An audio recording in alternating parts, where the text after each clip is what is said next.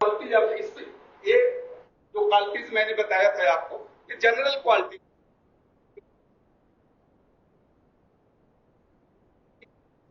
एक अच्छे आदमी बनने के लिए भी जरूरी है, कहावत है ना कि बड़ा अच्छी बात है, लेकिन एक अच्छा आदमी बनना से भी बड़ी बात है। तो एक अच्छे आदमी बनने के लिए भी ये जरूरी है, और स्पेशली टीचर, एक टीचर के लिए यह गुण स्वाभाविक है कि उसके अंदर इन गुणों का अवश्य ही विकास हो।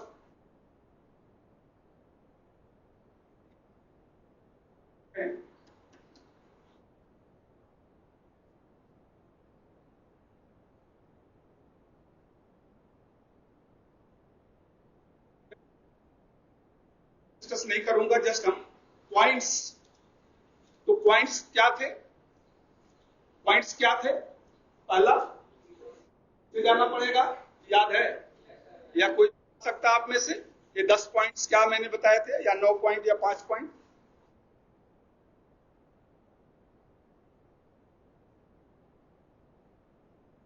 सेंस होना चाहिए, वेरी गुड, क्रिएटिव होना चाहिए। हाँ हाँ, बहुत अच्छा।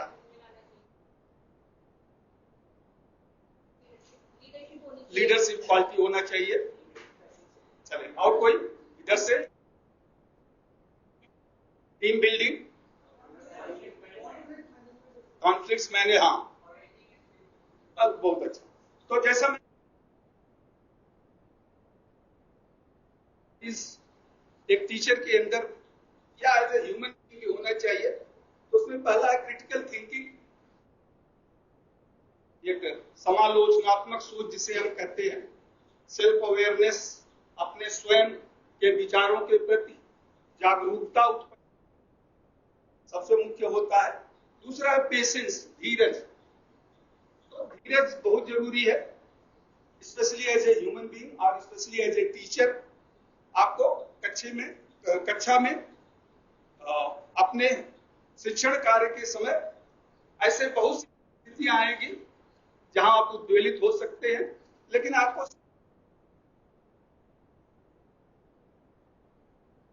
एक अच्छा वक्ता होना चाहिए, ये बहुत जरूरी है। एक आप धीरे धीरे, जैसा मैंने कहा था, कि आप इसको डिस्कस करेंगे एक दूसरे से और कोशिश करेंगे, डेवलप करेंगे, तो अवश्य ही आप प्राप्त कर लेंगे। और एक टीचर को जिससे वो अपने ज्ञान और दक्षता को सहजतापूर्वक, सफलतापूर्वक विद्यार्थियों तक स्थानांतरित करने में सक्षम हो सके, इसलिए जरूरी है। जब उसके अंदर विद्यार्थियों तक पहुंचाने का माध्यम ही उसकी ये वाक शक्ति होती है, बोलने की जो क्षमता है, किस तरह से बोलना है, ये उसके डिपेंड करता है। देन ऑर्गेनाइजिंग स्किल, व्यवस्थित करना। तो व्यवस्था इंस्टीट्यूट के लिए भी, शिक्षा के लिए होती है, लेसन व्यवस्थित करना होता है। तो सभी चीजों को रखने के लिए एक जगह होती है, यानी keeping. So he should have a excellent housekeeping ability. Housekeeping का मतलब सुव्यवस्था, चाहे वो संस्थान की हो, कि घर की हो, आपके व्यक्तित्व की हो। सुव्यवस्था एक गुण है, शिक्षक का एक तरह से कहे, एक गुण होना चाहिए उसके अंदर। देन इमेजिनेटिव शीलता जिसे हम कहते हैं, इमेजिनेटिव एंड क्रिएटिविटी, और सृजनात्मकता, कुछ नया सोचना, कुछ इनोवेशन, आइडियाज, विचार, जो भी है कुछ नया करने का क्लास में, कि किस नए तरीके से हम किसी तथ्य, किसी अनुदेश को, इंस्ट्रक्शंस को प्रस्तुत करें, so that it should be attractive as well as informative also, और साथ में उससे सूचना भी मिले, सूचनादायक भी, केवल आकर्षक ही न हो बल्कि सूचनादायक भी हो। लीडरशिप क्वालिटीज, यह एक नए में होता है, इसका इसके लिए जैसा मैंने बताया था आपको, रोल प्ले, डिस्कशन, पार्टिसिपेशंस, इस तरह के कुछ एक्स्ट्रा करिकुलर एक्टिविटीज करने से लीडरशिप की क्वालिटी स्वतः बिल्डअप हो। कोचिंग, इस तरह के वर्ड्स टीचर को विद्यार्थी के लिए करना चाहिए, जिससे उसकी यह क्वालिटी अत्यधिक विकसित होती है। तो leadership quality and team building, working together everyone achieve more, एक साथ कार्य करके लोग ज्यादा से ज्यादा प्राप्त कर सकते हैं। तो team building as a teacher, he has to meet with the certain members, trade committee member, experts, parents of the trainees, all are different perspective, different personalities. So it is the team building ability of the teacher to strike a balance between all these members. तो जितने तरह के members अपने वो कार्य के सापेक्ष मिलता है, सभी का अपना एक अलग व्यक्तित्व होती है, अलग सोच होती है, तो सभी से अपने महत्वपूर्ण का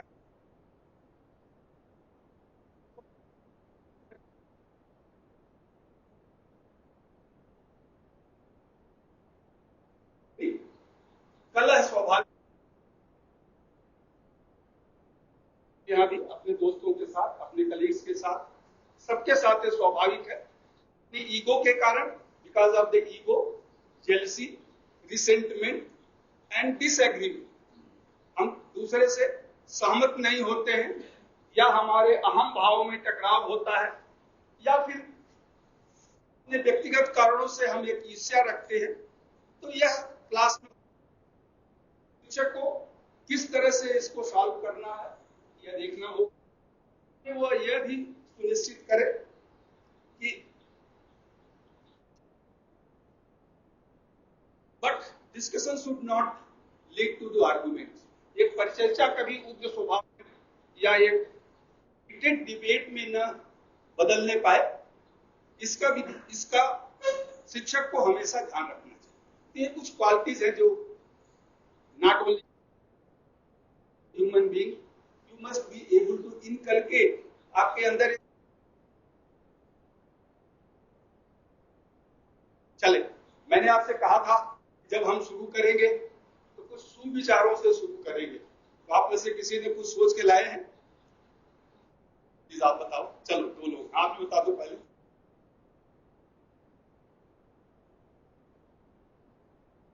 एक्सप्लेन मत करिए, एक शब्द में बताइए क्या हो सकता है। क्या मतलब बताएं कि किताब इसको जैसा इन्होंने बताया,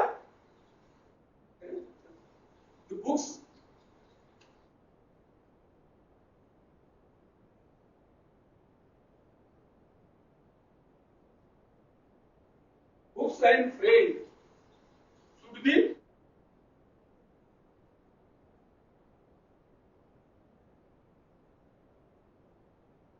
few and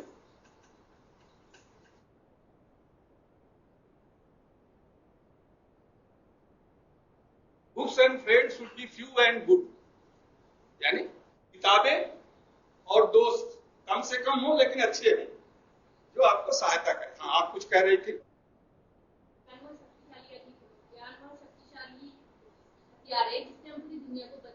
knowledge is the power, is the power. बस दो है, अगली बार कल आप बताइएगा याद। मिनट करे तो मैं अभी नहीं, थोड़ा ठीक है, दो को दूंगा टाइम, क्योंकि आज हमारे पास थोड़ा ज्यादा टाइम है। तो हम देखेंगे आपकी कम्युनिकेशनल स्किल क्या है, उस पर हम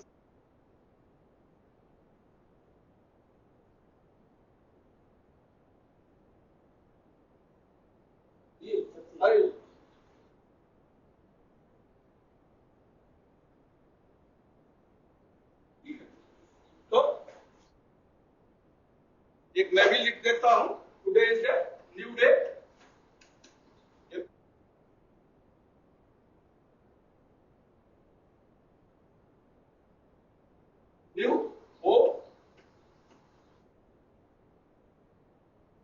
new step to achieve something.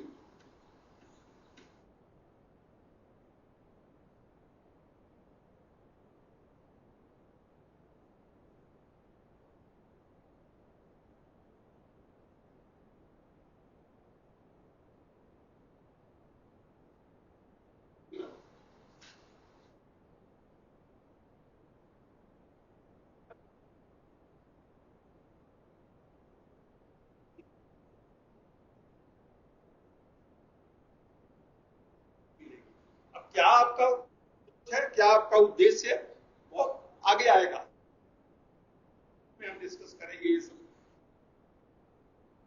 करते हैं।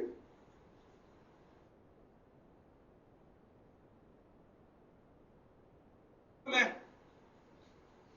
आपको उस दिन पिछले क्लास में आपको बताया था उसी को, क्योंकि क्लास में शिक्षक का दायित्व होता है कि एक शांतिमय वातावरण बनाए, और शांतिमय वातावरण बनाने के लिए शिक्षक और विद्यार्थियों के बीच एक अच्छा रिलेशन, यानी कॉर्डियल रिलेशन, संवाद की परंपरा अवश्य होनी चाहिए, यानी मेंटेन ए कॉर्डियल रिलेशन।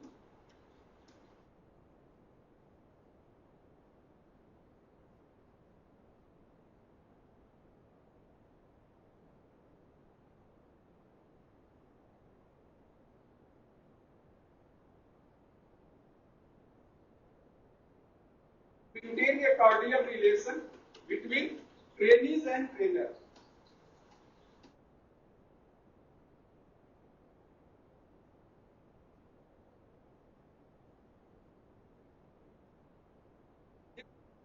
पिछले क्लास का एक्सटेंशन एक तरह से आप समझ लें, उसमें मैं ज्यादा एक्सप्लेन नहीं करूंगा, क्योंकि आपको बता दूंगा, और वो ऐसे हैं कि आप सेल्फ एक्सप्लेनेटरी हैं, इससे ही आप समझ जाएंगे कि क्या है। तो first point, respect the individuality of the individual.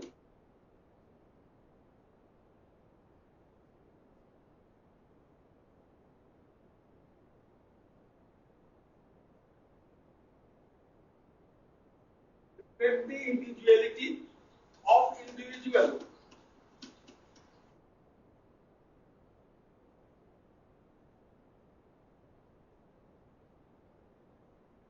विद्यार्थी है, लेकिन हम सब ह्यूमन बीइंग हैं और सबका एक सम्मान होता है। तो शिक्षक को हमेशा ये ध्यान रखना, ट्रेनीज है उसका भी एक सम्मान है, एंड व्यक्तिगत निजता या जनरली टीचिंग में या स्कूलों में या कॉलेजों में आपने देखा होगा एक हियरार्चिकल सीनियर है, ट्रेनीज जूनियर है, या एक वो होना चाहिए। वहां क्या होता है, जो हियरार्चिकल सिस्टम्स होते हैं उसमें ईगो डेवलप होता है। जनरली ह्यूमन बीइंग में 3 तरह के ईगो होते हैं, parents ego, adult ego, child ego. हम आएंगे आगे डिस्कस करेंगे क्या होता है डिटेल्स में। तो यहाँ पे जब ये हियरार्चिकल ऑर्गेनाइजेशन या हियरार्चिकल होता है तो वहां पर parents act as a teacher act as a parent ego. शिक्षक अपने को थोड़ा उच्च समझता है,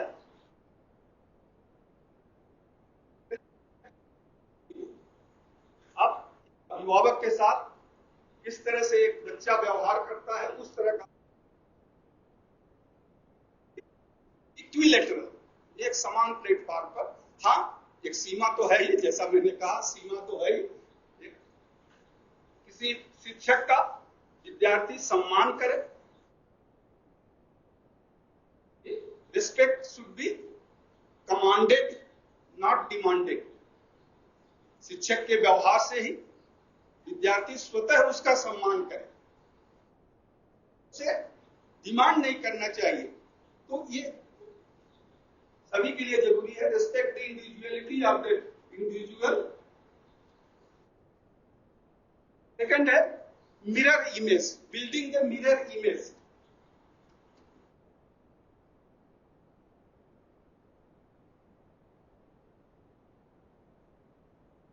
मिरर इमेज का मतलब क्या होता है? सामने खड़े होंगे तो जो आपका चेहरा है वो दिखाई देगा दर्पण में।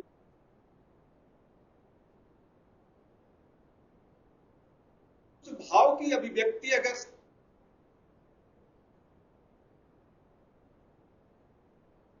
विद्यार्थी भी उसे ग्रहण करेगा और ध्यान से सुनेगा।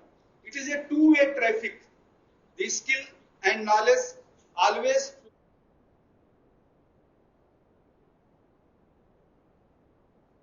टू वे ट्रैफिक कब सुचारू होती है?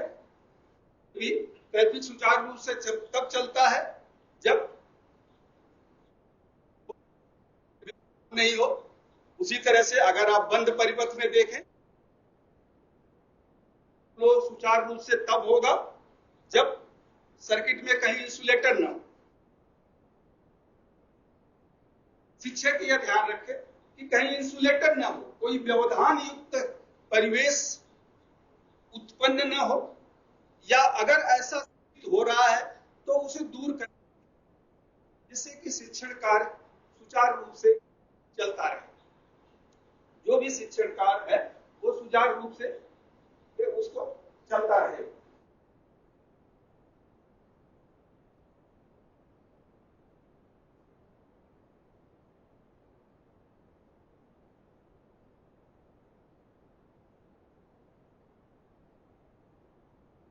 ऑफ द ट्रेनिंग्स, विद्यार्थियों के ध्यान को अपनी तरफ आकर्षित करना।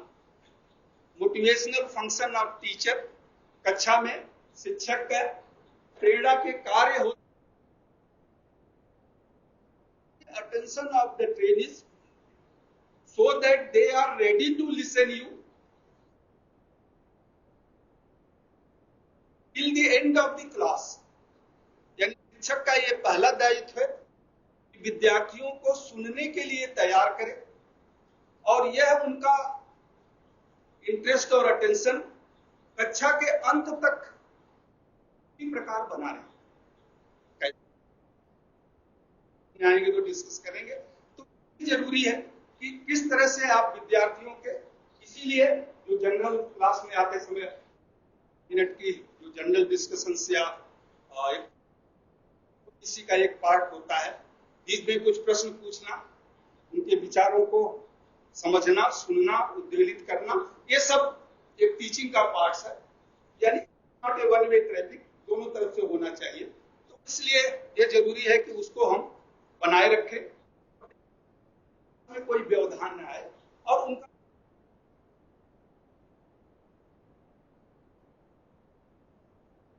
ऑफ लर्निंग, उसमें आप देखेंगे कि विद्यार्थियों का जो फेशियल एक्सप्रेशन, विद्यार्थियों का नहीं सभी ह्यूमन बीइंग का फेशियल एक्सप्रेशन होता है, it gives a non verbal clue. विद्यार्थियों का फेशियल एक्सप्रेशन ही बता देता है कि वह आज के क्लास से संतुष्ट है या नहीं प्राप्त किया। तो शिक्षक को उस facial, the teacher must read this psychological face of the trainer। Today's class was effective or not। आज का जो क्लास जितना प्रभावकारी होना चाहिए था या नहीं। अगर नहीं पूछा, मैं बहुत तेज बोलता रहा, विद्यार्थी सुन नहीं पाए, समझ नहीं पाए, शंका और संदेह बना रहा जिसका मैंने निराकरण नहीं किया, तो क्या था? उसे दूर करने की कोशिश किया है। ये बहुत जरूरी है। ये हम आएंगे नाम देखते हैं, जब उसमें आएंगे तो हम डिटेल्स में डिस्कस करेंगे। मैं तो यहां बस एक ट्रेनिंग,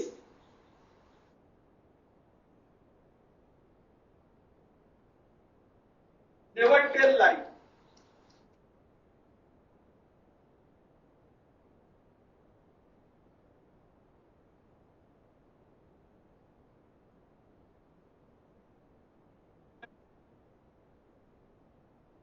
ठीक है, सभी लोग हरिश्चंद्र तो नहीं है, लोग बोलते हैं, बट ठीक है, क्लास में कोशिश करें कि शिक्षक भी कोई सुपर ह्यूमन नहीं है कि सब कुछ उसे ज्ञात हो।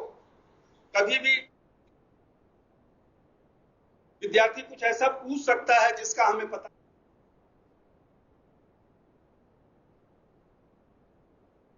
क्लियरली एक्सेप्ट करें यस टुमारो, आज मैं सक्षम नहीं हूं,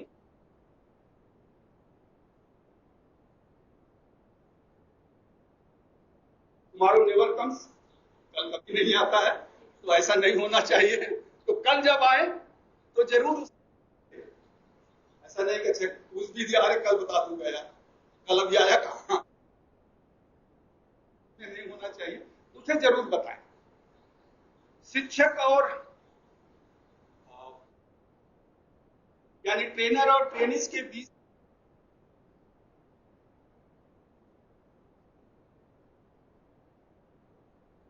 इसे हम कहते हैं टीचिंग रेपो। टीचिंग रेपो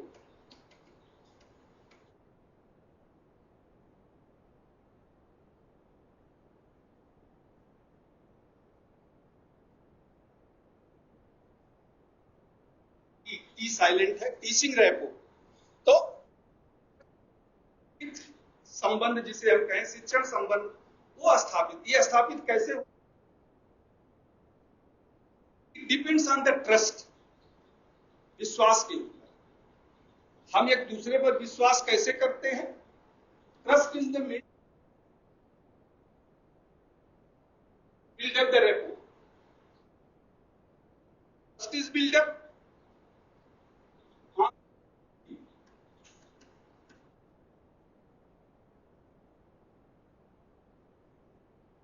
एक उचित संबंध, चाहे वो शिक्षण संबंध हो या एक संबंध हो, मित्रता का संबंध हो, कोई भी संबंध हो, माता पिता पुत्र का जो संबंध होता है, कहीं भी संबंध हो, इस संबंध को सुचारू रूप से सुदृढ़ बनाने के लिए आवश्यक है कि एक दूसरे के बीच में ट्रस्ट हो, विश्वास हो। विश्वास को कैसे किया जाता है, विश्वसनीयता। और आपकी विश्वसनीयता कैसे आती है, जब आप और ऑनेस्ट,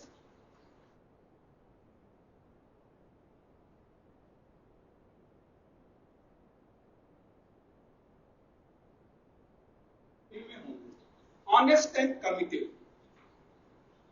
ऑनेस्ट यानी ईमानदार, ठीक है, जितनी ईमानदारी आप कर सकते हैं करिए। ऑनेस्ट एंड कमिटेड मीन्स संकल्प युक्त, जो कहे उसको पूरा करें, ये बहुत जरूरी है।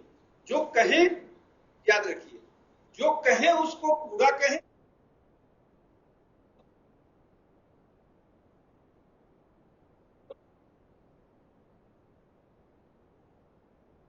उसको जरूर करें।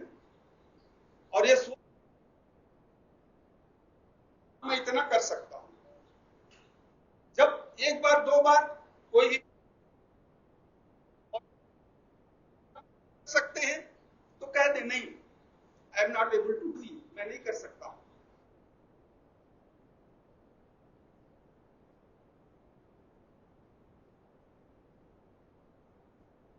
होता है, ट्रस्ट कभी बिल्डअप नहीं होता।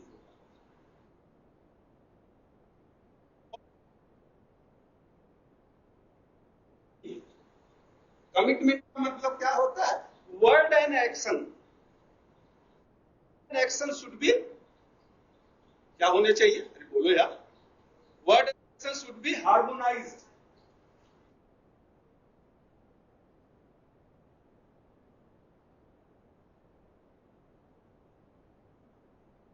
हार्मोनाइज्ड,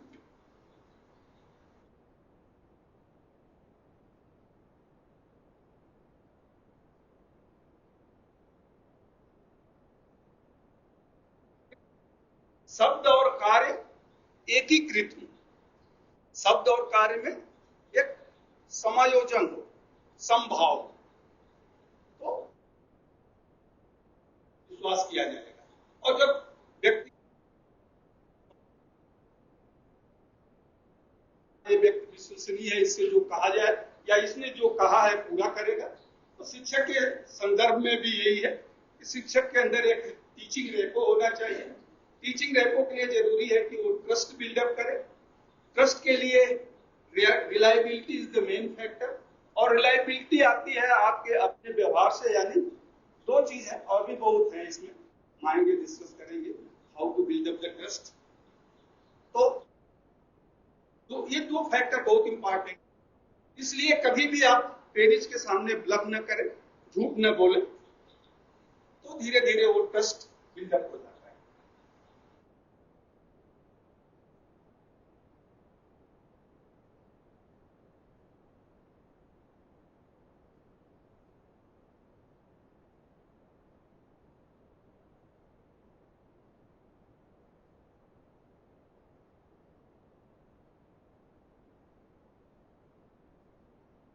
शिक्षक को हमेशा सकारात्मक सुझाव, संकेत और संप्रेषण करना चाहिए, सकारात्मक रहे। संघर्ष है जीवन व्यापन के लिए या किसी भी सेवा के लिए, नौकरी के लिए आपको संघर्ष करना पड़ता है। जीवन में कुछ लोग सफल तो हो रहे हैं, निगेटिव तो नहीं है, तो हो सकता है उधर क्यों देख रहे हैं कि जो असफल है, आप उनके तरफ देखिए, हो सकता है संख्या कम है लेकिन है। शिक्षक को हमेशा प्रेरणात्मक सुझाव, ऐसे की स्टोरी बताना चाहिए कि जो संघर्ष करके सफल हुआ है। संघर्ष से ही सफलता मिलती है। आप कुछ लोग हैं born with the silver spoon, बहुत बड़े धनी हैं, माँ बाप ने अपनी संपत्ति छोड़ रखा है, तो वो अलग बात।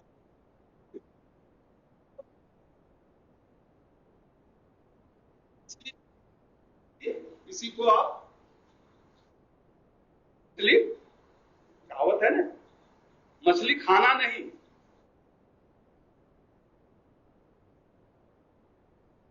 मछली पकड़ना सिखाओ। मछली खाना तो एक दिन खा लेगा, एक दिन पेट भरेगा, लेकिन अगर आप उसको मछली पकड़ना सिखा दिया, उसको हुनर दे दिया, उसको कुछ स्किल दे दिया, तो उसकी जिंदगी भर के एक तरह से वो। इसीलिए हमेशा शिक्षक को सकारात्मक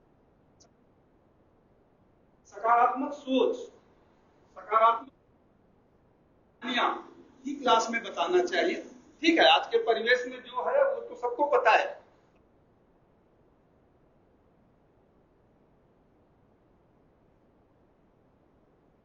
संघर्ष ही नहीं कर, घोड़े पर चढ़ेगी नहीं तो गिरेंगे कैसे, और गिरेंगे तभी तो फिर उठेंगे।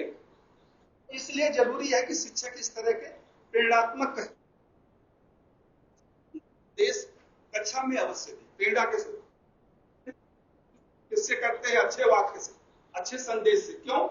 एक मोटिवेशन बने, आप प्रेरित हो, आओ हमारे अंदर न आए, तो ये भी एक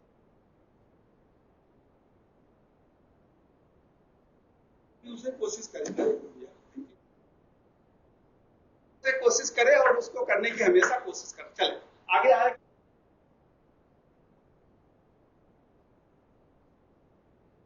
देता हूं।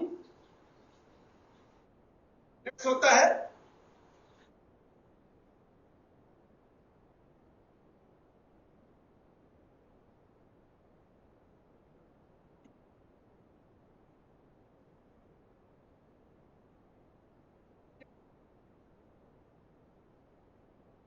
इंस्ट्रक्शनल मटेरियल है, या जिसे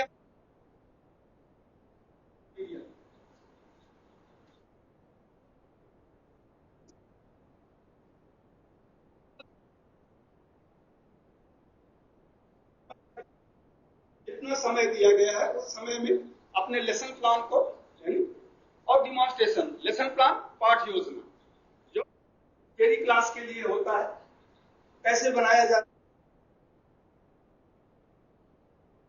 डिमॉन्स्ट्रेशन प्लान प्रैक्टिकल क्लास के लिए होता है। विद्यार्थी कोई भी प्रैक्टिकल कार्य को उसे डिमॉन्स्ट्रेट करके बताना होता है, क्या उस लगेगा, किस प्रकार आप करोगे, तो ये सब उसको बताना होता है। शिक्षक को उसको अपने, ये जरूरी है। और ये पीओटी के प्रशिक्षण का मेन जो कोर है, ये किस तरह आप लेसन प्लान और डेमोंस्ट्रेशन, इस तरह से आप कक्षा में विद्यार्थियों को उसे अच्छी तरह से बताएंगे। तो ये जब आएगा उस समय हम आपको डिटेल्स में लेसन प्लान कैसे बनाएंगे, बनाया है उसके अनुसार कक्षा में जब आप पढ़ाएंगे।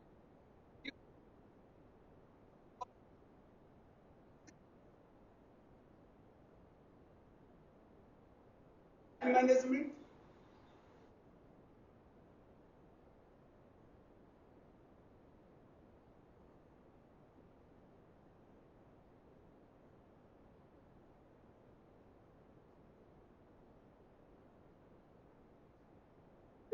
essential.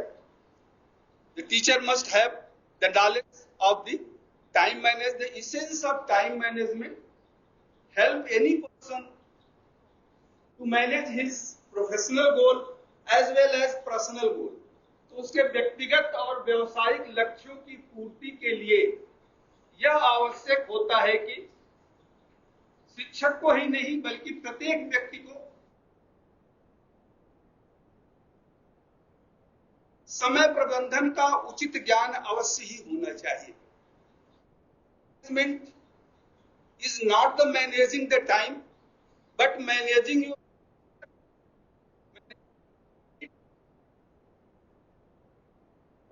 Your personality.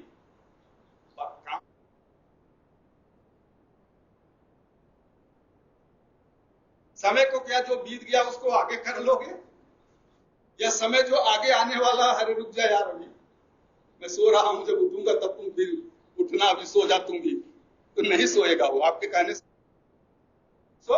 समय क्या होता है? Time is a stepping stone to success. सफलता की सीढ़ी ही समय है, स्टेपिंग स्टोन टू सक्सेस। लेकिन दूसरी तरफ स्टम्बलिंग ब्लॉक टू फेल्योर। समय को नहीं पहचाना तो समय ऐसा धक्का मार गिर जाओगे, और समय को आपने पहचान लिया तो समय आपके लिए सीढ़ी बन जाए, शिखर तक आपको पहुंचा देगा। तो समय का मैनेजमेंट बहुत जरूरी है। समय सबको एक समान मिलता है, 24 घंटे सुबह से शाम, आज का सुबह से लेके कल का शाम मिलता है, वही आपको भी मिलता है।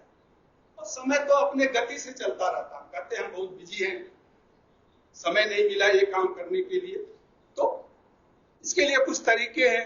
Optimise your time, make a do to list, prioritise your,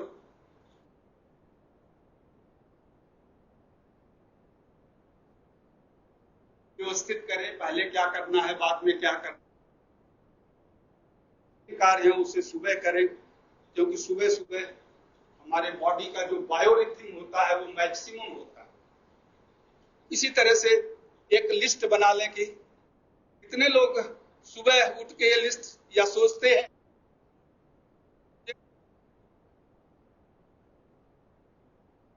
very good, बहुत अच्छा, बहुत अच्छा, ये बहुत अच्छी हैबिट है कि आप टू डू लिस्ट बनाएं, सोने से पहले आप 5 मिनट केवल समय दें और सोचें कि कल मुझे क्या करना है। फिर कल जो आपने सोचा है उसे आप करने की, यहां आपको पढ़ना है, फ्यूचर्स के लिए सोचना है, कोई नया कंपटीशन है, कोई एग्जाम्स है, कोई तैयारी है, तो वही सोचना है अभी। और आपको सर परिवार के लिए कुछ या और परेशान समय मिला है, तो इसे हम कहते हैं टू डू लिस्ट, इसे हम कहते हैं डू टू लिस्ट, यानी क्या हमें करना है, सबके लिए जरूरी है। और दूसरा होता है एक क्रम, डू टू लिस्ट, यानी क्या करना है आप लिख के रख सकते हैं, वेल एंड गुड, वीकली भी बना सकते हैं।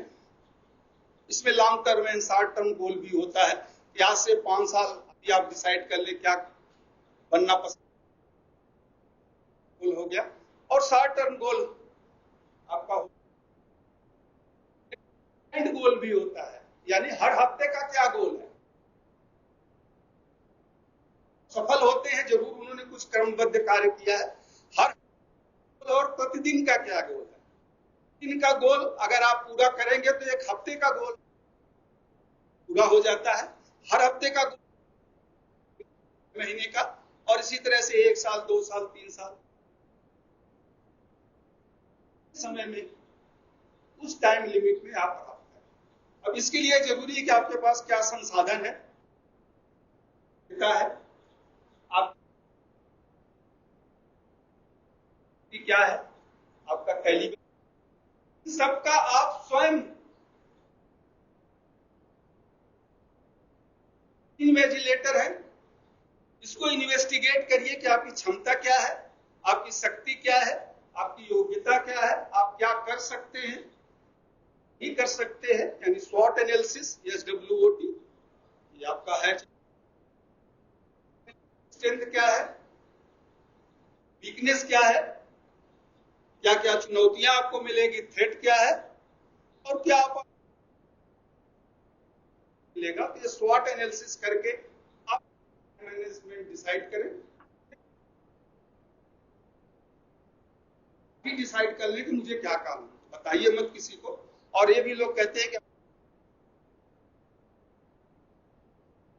इससे सुबह सुबह उठते आप उसे देखें कि मेरा गोल क्या है, what is my aim of the life, तो खैर बहुत बड़ी दूर है, aim of the day, aim of future, ऐसा कुछ करके एक प्रोवर्ब बना, यदि उसको देखेंगे तो आपको रिमाइंड करना है, ये स्पीकिंग पावर इंप्रूव करना है, टेक्निकल किस फील्ड में, यानी किस पॉइंट्स पे कमजोर है, इलेक्ट्रॉनिक या कंप्यूटर पार्ट्स, या जैसे इलेक्ट्रॉनिक उनको नहीं समझ पा रहा हूं, तो वो आप अपना एनालाइज करके और कर सकते हैं। तो ये टाइम मैनेजमेंट,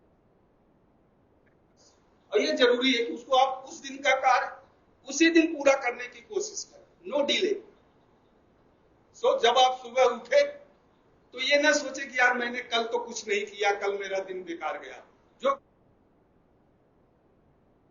कि आज मुझे क्या प्राप्त करना है। So never regret for tomorrow, sorry yesterday, but think of today,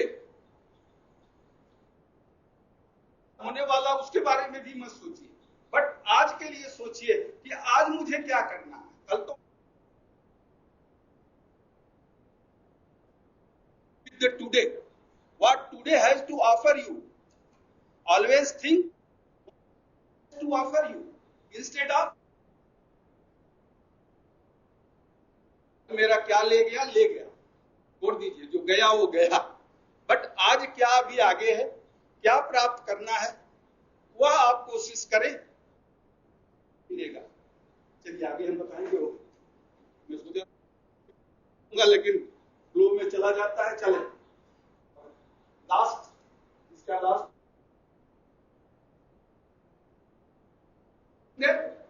differences of the trainees.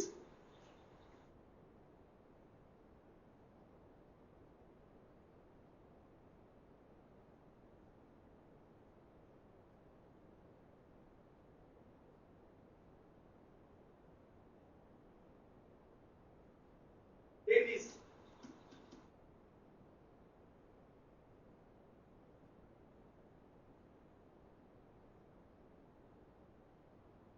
नहीं है, individual differences of the trainees chapter भी है, सेकंड यूनिट में, वहां आएगा तो हम डिटेल में डिस्कस। मोर देन 30 के आसपास लोग बैठे हैं, each and every person from others in respect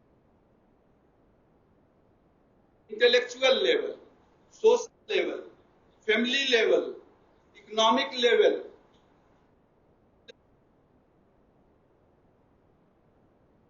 speaking style, communicating style. So, and these are known as the individual differences. Inter-individual differences, यानी एक मतभेद नहीं है, ये मतभेद नहीं है कि जो ईगो के कारण, अहम के कारण नैसर्गिक होता ही है। उसको आप देखेंगे, एक बार पढ़ लिया या सुन लिया तो या से 2 बार 4 बार 10 बार पढ़ में होता है, तो नैसर्गिक है, एज यूजुअल नेचुरल है। इसे हम कहते हैं inter individual difference, inter and intra.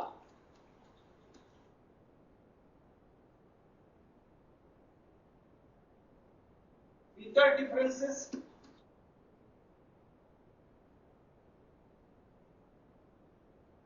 Intra differences.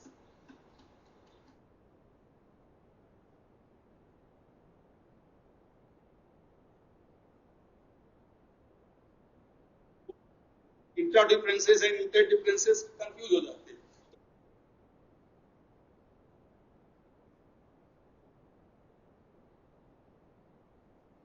यहाँ 30 लोग बैठे हैं, सब में कुछ न कुछ व्यक्तिगत, intellectual, communicational, economical, social differences तो होगा, तो उसे इंटर डिफरेंसेस कहेंगे। Inter individual differences, inter class differences, inter ISBT है बोलते हैं ना। तो आईएसबीटी का फुल फॉर्म क्या है? Inter state bus terminal.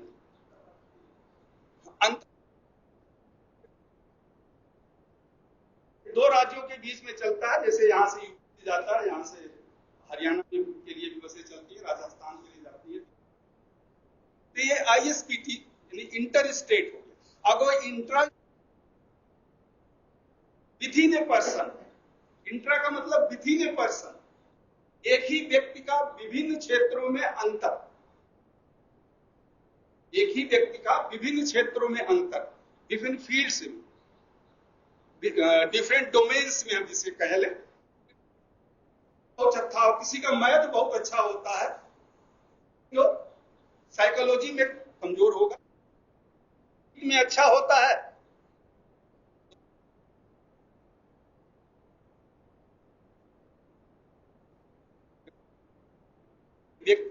तो उसे हम कहते हैं इंट्रा इंडिविजुअल डिफरेंसेस। तो ये दो तरह के डिफरेंसेस होते हैं, और जो क्लास में बच्चे होते हैं उनका एक इंडिविजुअल डिफरेंसेस होता है। शिक्षक को उससे मैनेज करना होता है कि कुछ बच्चे बहुत बुद्धिमान होते हैं, ऑटोमेटिक वो समझ जाते हैं, कुछ बच्चे इंटेलेक्चुअली वीक होते हैं, तो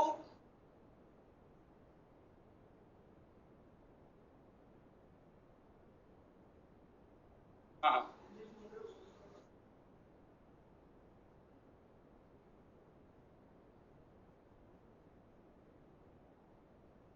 अच्छा अच्छा, बट मैं इसलिए हिंदी में नहीं लिखता हूँ यार, थोड़ा समय ज्यादा लगेगा। आप बोल देना मुझे, मैं लिख दिया करूंगा। ज्यादा समय लग जाएगा, इसलिए मैं इंग्लिश में लिख के उसकी हिंदी आपको बता देता हूँ। ठीक है, ठीक है, ओके। होते हैं, इसीलिए मैं जो भी इंग्लिश का शब्द बोलता हूँ उसकी हिंदी जरूर बताता हूँ। ठीक है, मैं जो ऐसे शब्द आएंगे मैं लिख भी दिया करूंगा। इंटर और इंट्रा इंडिविजुअल डिफरेंसेस क्लास में होते हैं। शिक्षक को क्लास में इन डिफरेंसेस के साथ ही अपना शिक्षण कार्य करना होता है। बुद्धिमान बच्चे हैं, एक बार में समझ जाते हैं, जो वीक है 1 2 3 बार उनको बोलना होता है।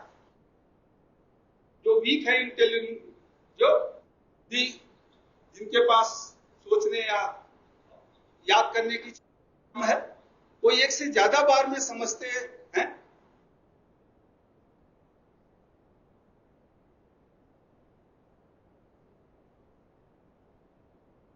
देते हैं। तो क्लास में सब,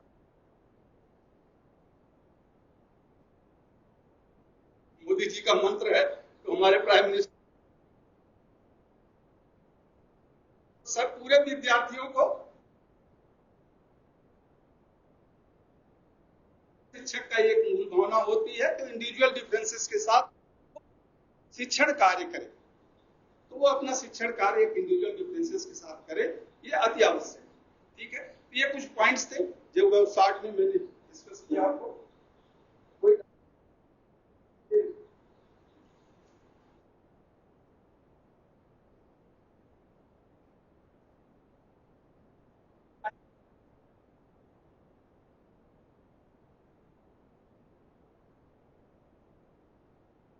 विद्यार्थी जो है उसके तरफ ध्यान देते हैं कि भाई आप 2 बार बता दीजिए उसको।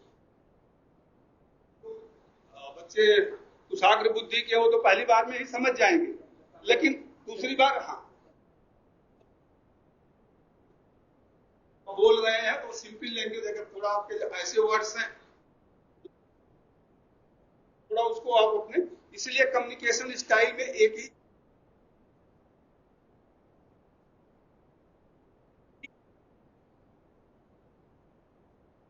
सेमी है, बट अगर लिटरल जाए तो दोनों के अंतर अलग है, दोनों का अंतर अलग अलग है मोटिवेशन में। तो नीड और वांट, नीड जो है बेसिक आवश्यकताएं जो जरूरी है, वांट्स है एक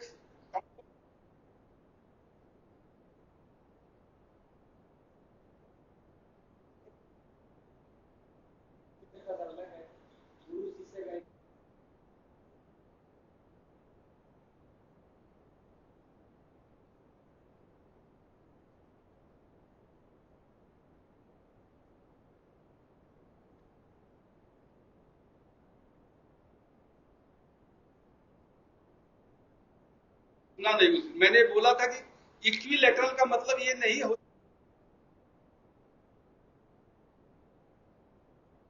सीमा का ध्यान रखते हुए समानता, सीमा का ध्यान रखते हुए समानता की शिक्षक कहने गए कि मैं उच्च हूं और विद्यार्थी मेरे से नीचे है, भाव से वो शिक्षक और विद्यार्थी भी अपने शिक्षक का सम्मान करे, लेकिन ये नहीं लगे कि उससे दबाव हो,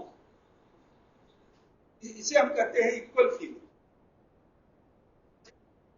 सम्मान का भाव होना चाहिए, शिक्षक और विद्यार्थी के बीच में एक सम्मान का भाव हो, तभी निवेश तभी बनता है, समान भाव हो। और समान भाव कब विश्वास आएगा, विश्वास कब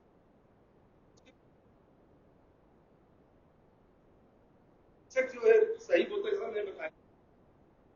डाउट कुछ और पूछना है आपको? नहीं तो चले, अभी 5 मिनट कौन आएगा, एक कोई आ जाओ, 5 मिनट मैंने बोला था।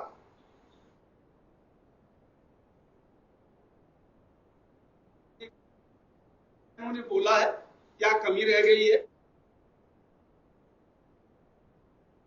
फिर हम अगले वाले उस पर आते हैं।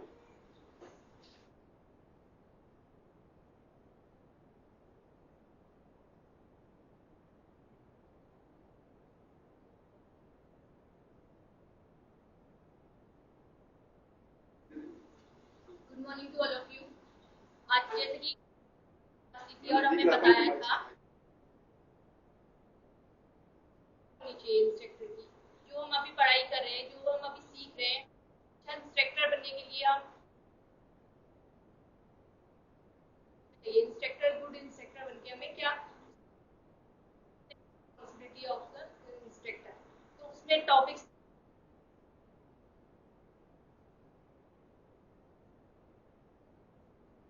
इंस्ट्रक्टर जब हम बनते हैं मतलब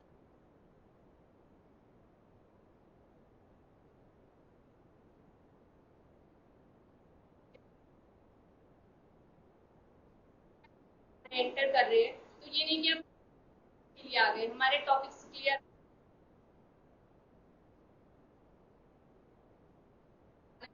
तैयार करके अपना टॉपिक लेना है, क्योंकि हमें टाइम शिक्षा भी देनी है, लेकिन उसके साथ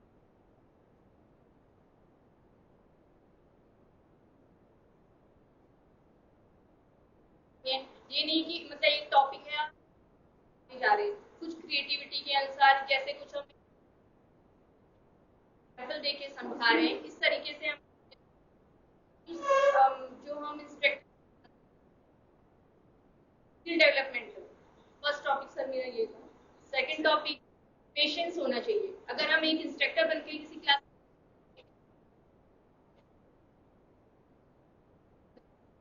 में, माना क्लास में अलग अलग मेंटल लेवल के बच्चे होंगे,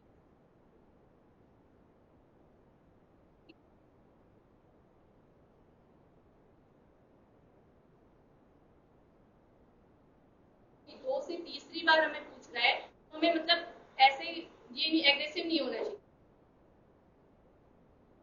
नहीं हम नहीं उसे समझ में आ रहा है, हमें ये अपने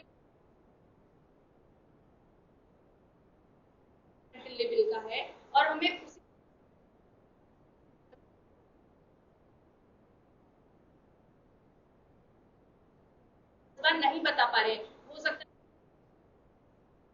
है अदर टाइम हम आपको अच्छे से समझा देंगे इस चीज को, अभी आप क्लास के साथ चलिए। मतलब ये नहीं होना चाहिए एग्रेसिव हो गए कि नहीं आपको बता दिया है, आपको एक बार समझना चाहिए, ये चीज नहीं।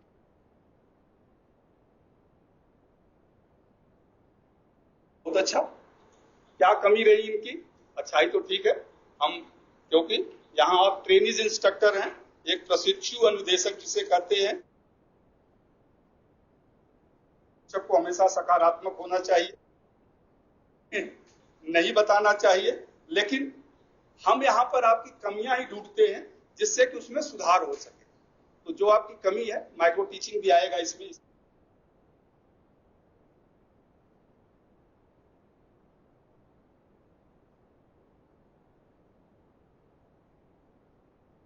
बट अभी मोनोटोनी है, एक उतार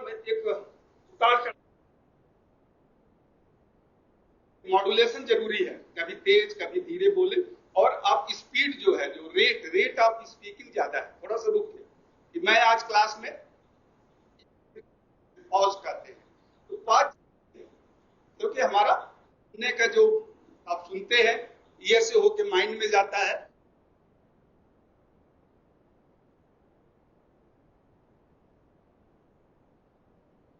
दूसरा वाक्य आता है, फिर उसको माइंड एनालाइज।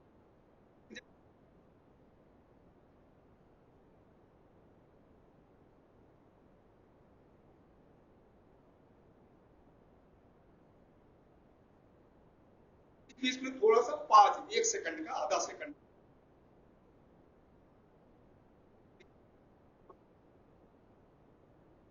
मिले। इस समय में शायद आपने नहीं सुना।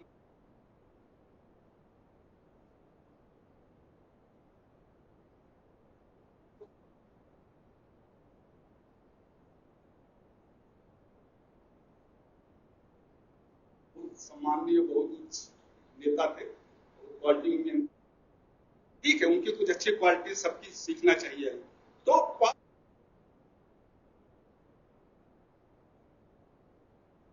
धीरे बोले तो अप डाउन आपकी, मैं आज क्लास में निर्देशक के विस्तृत गुणों का 1 सेकंड रुके विवरण बताऊंगा, कोशिश करें तो आएगा। ठीक, बहुत अच्छा। ब्रेक आप लोगों का ब्रेक का 11:30 बजे दे या अभी चाहिए?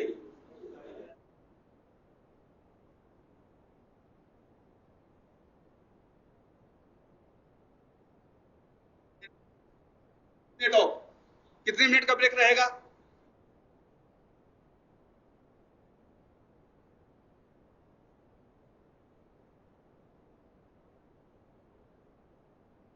मिनट से ज्यादा ना हो, 15 मिनट तक हो जाए। हम अभी क्या बताएं, क्या इसके बाद डिस्कस करेंगे? इसके बाद बोतल आप पानी लेके आइएगा,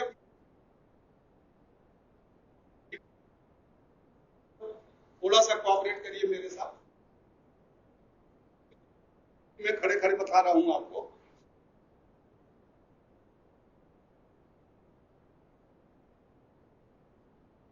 इसके बाद हम डिस्कस करेंगे, हमारा अगला टॉपिक है, जैसा मैंने कहा था, टीचिंग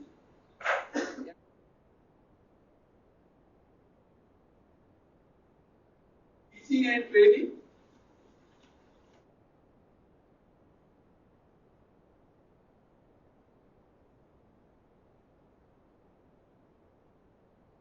डिफरेंस इन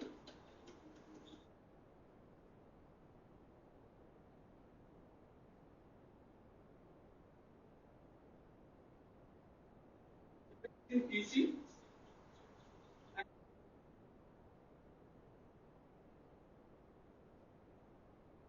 जो सिखाया था उसमें है, तो सिलेबस के अनुसार हम आगे चलेंगे।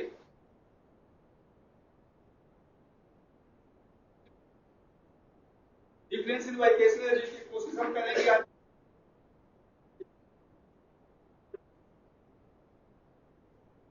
Difference in vocational,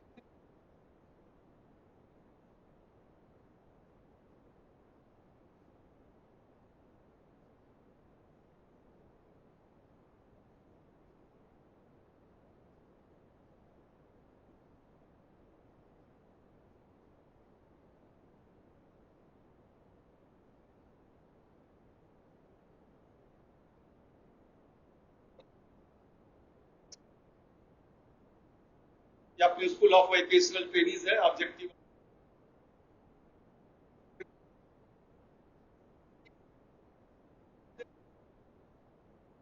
teaching and training में क्या फर्क होता है, टीचिंग और इंस्ट्रक्शंस में क्या डिफरेंसेस है, क्या अंतर है, और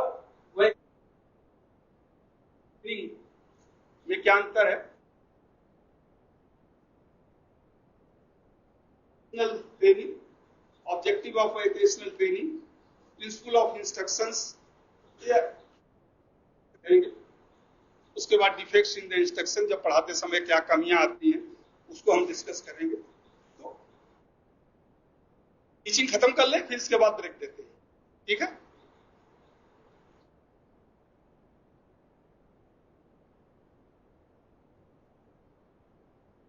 बहुमत का जमाना भाई, जो बहुमत का रहेगा वही होगा। पार्लियामेंट में भी जिसकी बहुमत की बिल पास हो जाता है, तो इसलिए जो आप teaching, what is the teaching? Teaching action of a person who teaches.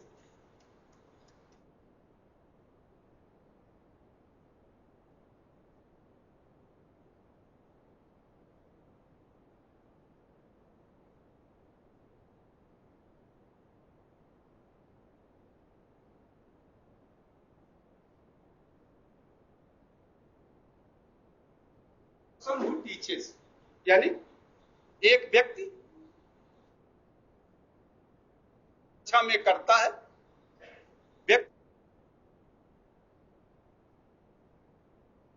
व्यक्ति जो एक क्रमबद्ध काम शिक्षा में करता है उसे शिक्षण कहते हैं।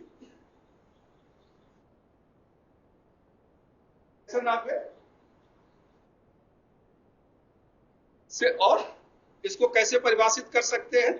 Teaching is a process of importing the knowledge and skill in a sequence to any specific class.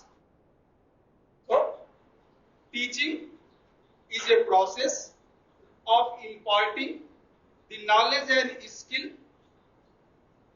in a sequence to any specific class. तो किसी विशिष्ट कक्षा को एक क्रम में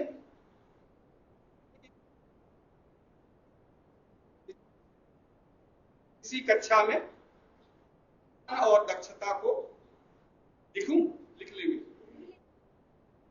इसी कक्षा में ज्ञान और दक्षता को एक निश्चित क्रम में प्रदान करने शिक्षण कहते हैं।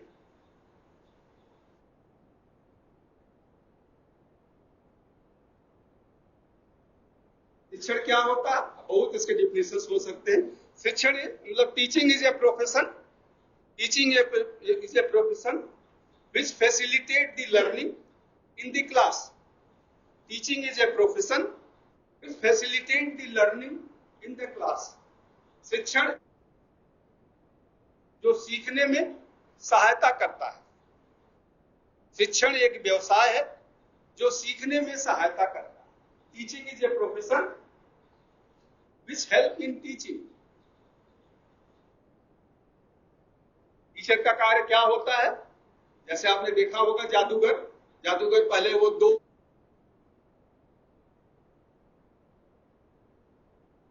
इसे इंग्लिश में क्या कहते हैं? जादूगर को देखा ना होगा, तो इसे क्या कहते हैं? जादूगर की भाषा में क्या बोलते हैं? जगलिंग।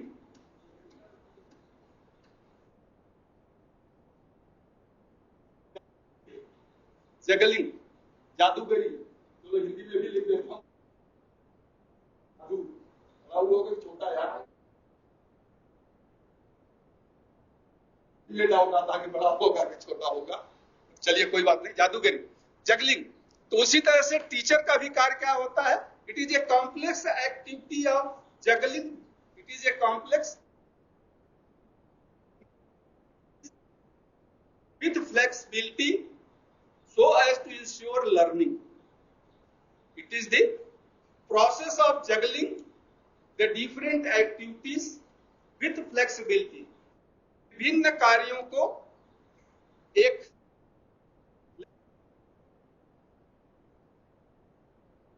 प्रक्रिया को शिक्षण कहते हैं।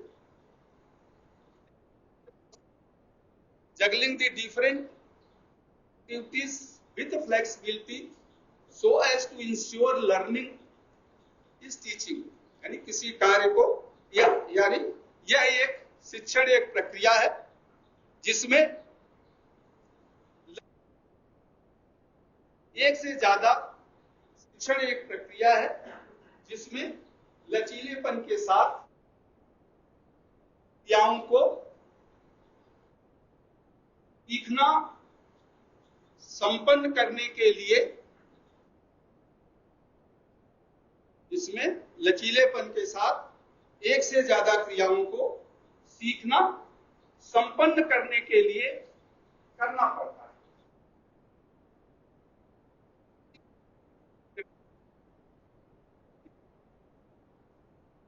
रिपोर्टमेंट क्या होता है?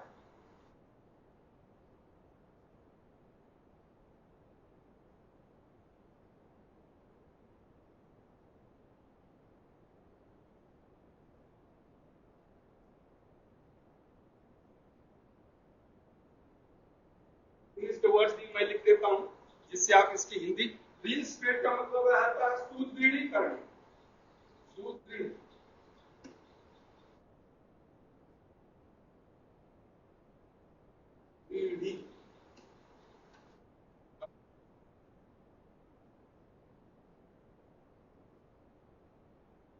मजबूत करना या मजबूत करना आप लिख सकते हैं।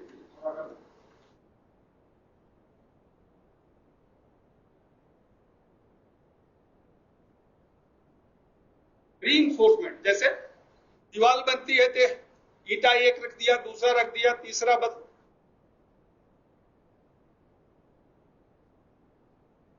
उसी तरह से टीचिंग में भी क्या होता है, सीखने की परत बनती जाती है। कल मैंने पिछले क्लास में कुछ सिखाया बताया था, आज कुछ बताया है तो एक परत बनती माइंड, कल कुछ बताएंगे तो जैसे जैसे हम बताते एक परत बनती जाएगी। अब जरूरी होता है कि उसको आप रिवाइज करें, रिटेन करने के लिए उसका आप पुनरावृत्ति करें, तभी वो संग्रहित रहेगा, नहीं तो नहीं रहेगा। तो teaching is the reinforcement of learning, यानी सीखने को सुदृढ़ करना शिक्षण है। सीखने को सुदृढ़ करना शिक्षण है। शिक्षण के द्वारा ही सीखना सुदृढ़ होता है। सीखने को सुदृढ़ करना ही शिक्षण है। बहुत सी परिभाषा चीजें, manipulative activities which helps in learning, यह एक manipulative activities which helps in learning, यानी एक तरह का यह किसी कार्य को कुशलता पूर्वक करना। शिक्षक का कार्य सीखने को कार्य कुशलता पूर्वक संपन्न करने का कार्य शिक्षण है। सीखने को सफलता पूर्वक संपन्न करने का कार्य शिक्षण है। 5-6 इसलिए बता देता हूं डिफिनीशन के, अगर एक दो भूल भी जाए तब भी एक दो याद रहेगा। वैसे भी आजकल ऑब्जेक्टिव टाइप क्वेश्चंस आते हैं तो वहां भी ये आ सकता है ऑब्जेक्टिव में कि सीखना क्या है, इसलिए आपको समझना भी चाहिए।